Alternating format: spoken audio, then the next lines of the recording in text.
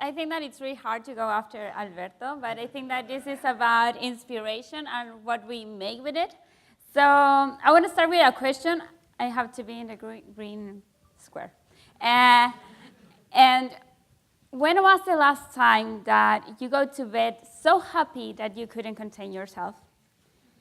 So let me tell you my story. I'm from Chile. I'm an engineer, and I've always been a volunteer in different areas. So I started working in projects, and after a few years, I realized that I wanted to my work have some impact. So like I think everyone else, we start thinking about what we can do. And I started looking at a ton of TED Talks, and go to conferences, talk to people. And someday I watched a video that was a little girl receiving a prosthetic hand. And she was so, so happy that I asked myself, why no one is doing this in my country? So I called my brother, and we started research. And we found that 10,000 persons in my country need a prosthetic hand, and the 90% of them doesn't have one.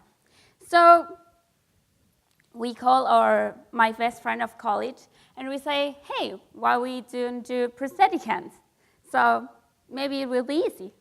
And we bought a 3D printer, and we were so, so confused.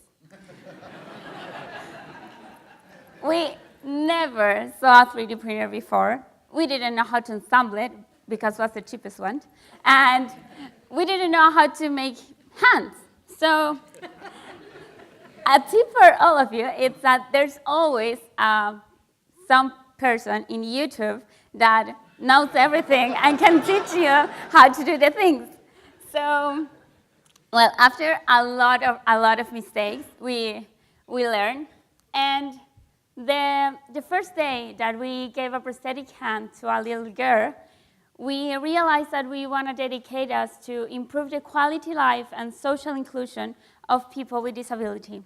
Because we love when the kids call us and say like they have new friends. Actually, a few weeks ago, a little girl from 8 years old called us and said to us that a classmate of her told her that he want to cut his hand to have a hand like hers.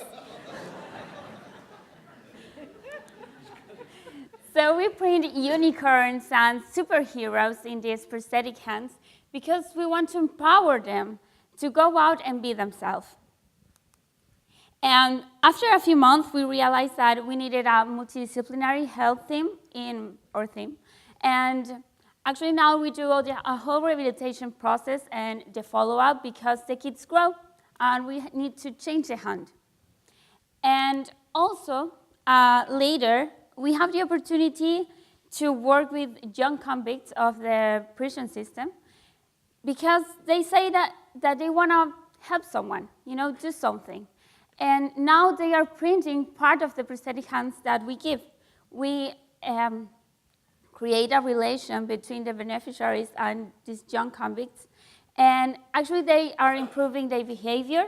They have the opportunity to change their own perspective of themselves. And now they are making plans for their lives. But come on, we don't want to be there. You want to go farther. And now we're working on a robotic hand that have a lot of muscle sensors and things like that, cool stuff. Because why we cannot do a prosthetic hand that have, for example, the computer mouse in it? So to improve the work inclusion. And I want to invite all of you to print dreams together. Thank you.